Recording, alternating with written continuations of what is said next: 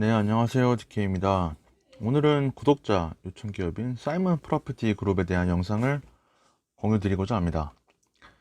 사이먼 프로퍼티 그룹은 미국에서 가장 큰 백화점 쇼핑몰 리츠입니다. 여러 섹터에 걸쳐서 수많은 임차인을 두고 있는데요. 보시는 것처럼 호텔, 백화점, 그 다음에 의류 브랜드, 그리고 애플, 위워크, 그 다음에 영화관 등 정말 다양한 섹터에 걸친 임차인을 두고 있습니다. 참고로 자산 중에서 우리나라의 부산, 파주, 시흥, 여주 프리미엄 아울렛도 있습니다. 제가 자주 가는 파주 아울렛이 사이먼 프로퍼티 그룹 거였더니 여기서 잠깐 소름이 돋았고요. 우선 다들 아시겠지만 리테일, 그 중에서도 백화점, 쇼핑센터는 이번 코로나로 가장 큰 피해를 입은 섹터입니다.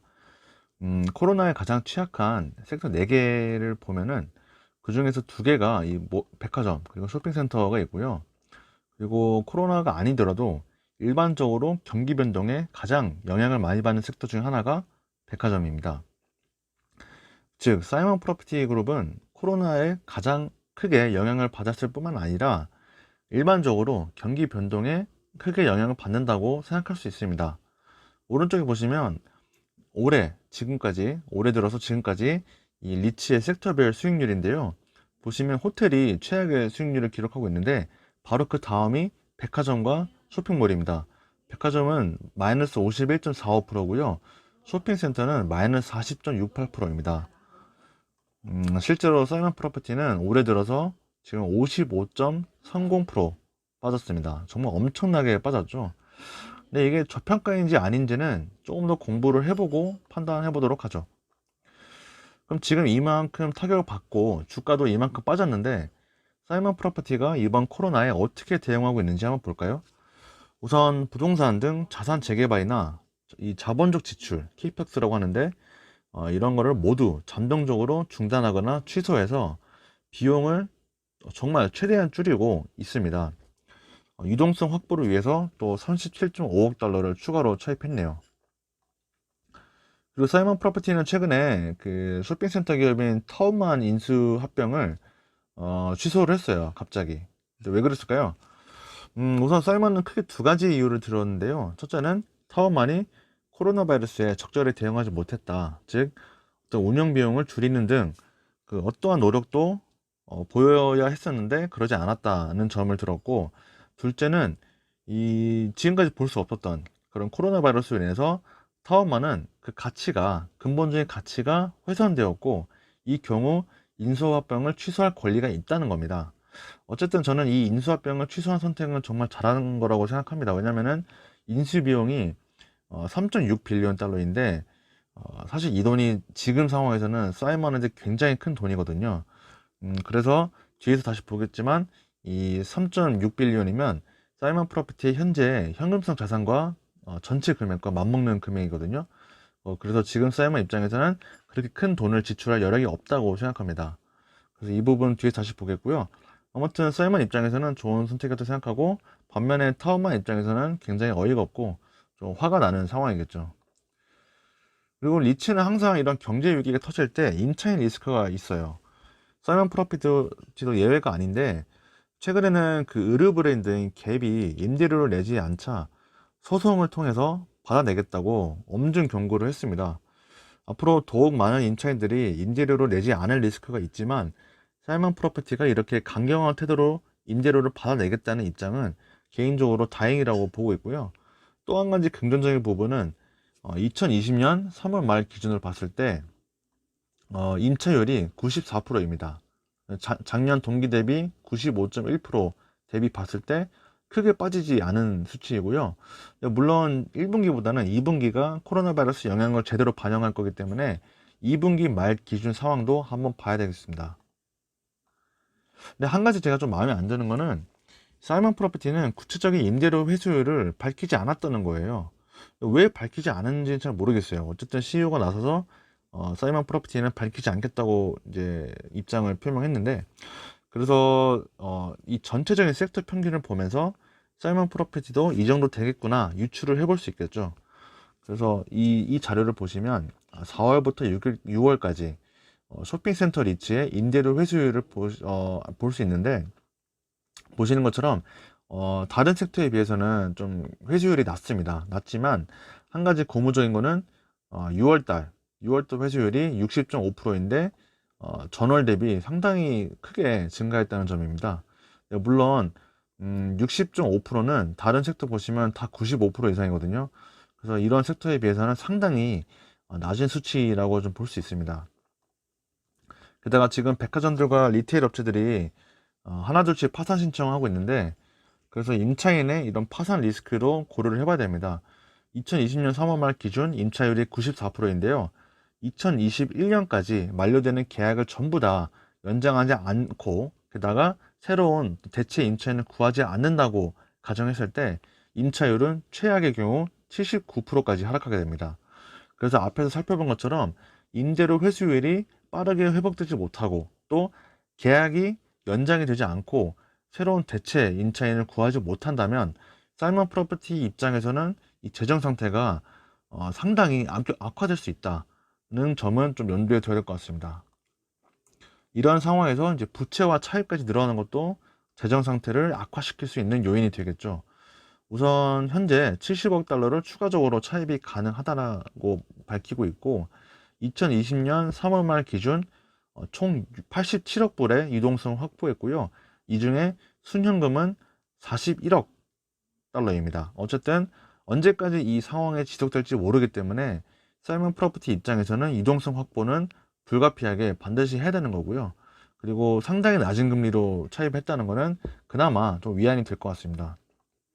보시는 것처럼 현금성 자산이 크게 증가했지만 이 차익만큼이 전부 다 차입에서 가져왔다는 것을 알 수 있습니다. 부채는 상당히 많은데요.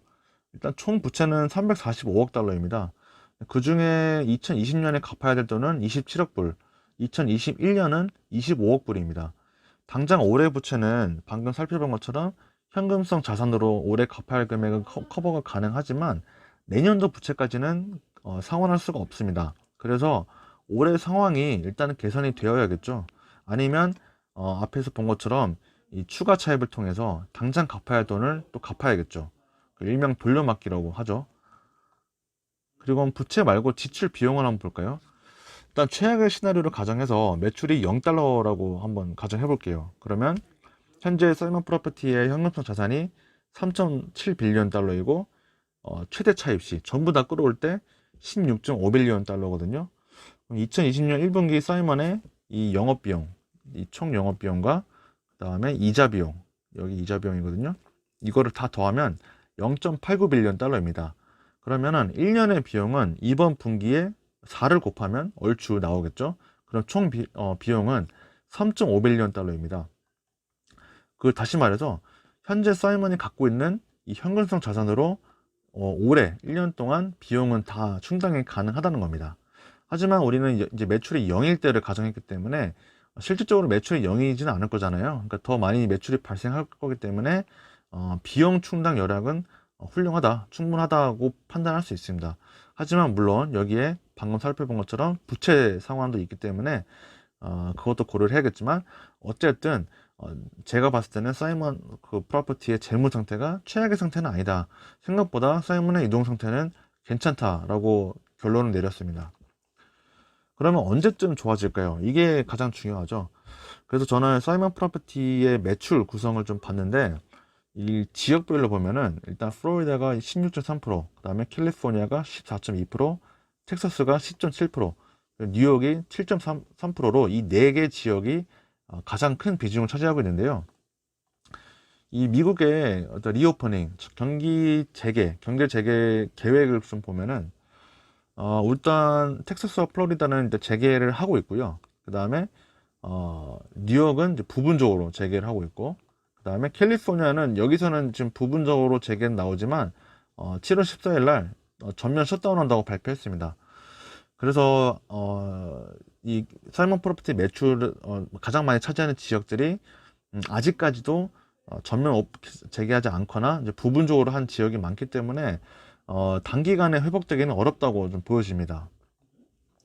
그 배당 측면에서 봤을 때도 경영진은 배당 지급에 최선을 다할 거라는 입장을 밝혔지만 결국에는 배당 컷을 했어요. 이번 최근에 발표했을 때 배당 컷을 발표했고 무려 지난 분기 대비 38%나 삭감했습니다. 사실 이거는 좀 예견된 부분이었긴 했지만 배당 컷은 그래도 예견한 상황이어도 뼈가 아프죠. 앞으로 단기간에는 배당이 증가하기는 어려울 것 같고요. 오히려 저는 또 한 번 삭감할 가능성도 있지 않을까 조심스럽게 한번 예측해 봅니다. 제가 더 우려하는 부분은 그동안 사이먼 프로퍼티는 배당 컷을 몇 차례 했다는 겁니다. 여기서도 한 번 했고요. 그다음에 여기서도 한 번 했고 그다음에 최근에 한 번 했죠.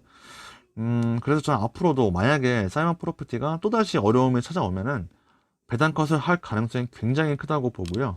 개인적으로 이런 주식은 제 배당 성장 포트폴리오에는 좀 적합하지 않다고 생각을 해서 투자 고려는 하지 않고 있습니다. 간단하게 정리를 하자면 백화점 쇼핑몰 센터는 이번 코로나로 가장 큰 타격을 받은 섹터임에 따라서 회복에도 상당한 시간이 소요될 거라고 생각합니다. 사이먼 프로퍼티의 매출 중 가장 큰 부분을 차지하는 여러 지역들 중에서 경제 재개가 미뤄지는 지역이 많다는 것은 사이먼 프로퍼티 입장에서는 좀 상당한 타격이 될 거라고 보고 있고요. 인차인 리스크도 아무래도 좀 계속 부각되고 있지만 다만 그 사이먼 프로퍼티가 이런 임차인들이 임대료를 내지 않는 거에 대해서 굉장히 강경하게 나오고 있다는 것은 긍정적으로 보고 있습니다. 그리고 사이먼 프로퍼티가 이 쇼핑몰, 백화점 섹터에서 대장격이기 때문에 이 섹터 자체가 없어지지 않는 한 저는 사이먼 프로퍼티가 반드시 생존하고 회복할 거라고 보고 있고요. 장기적으로 말이죠. 다만 이제 배당 측면에서 봤을 때 그동안의 배당 컷 이력과 배당 안정성을 봤을 때 개인적으로 좀 매력적이지 않다고 봅니다. 네, 그래서 오늘은 사이먼 프로퍼티 그룹에 대해서 살펴봤고요. 오늘 영상은 여기서 마치겠습니다. 감사합니다.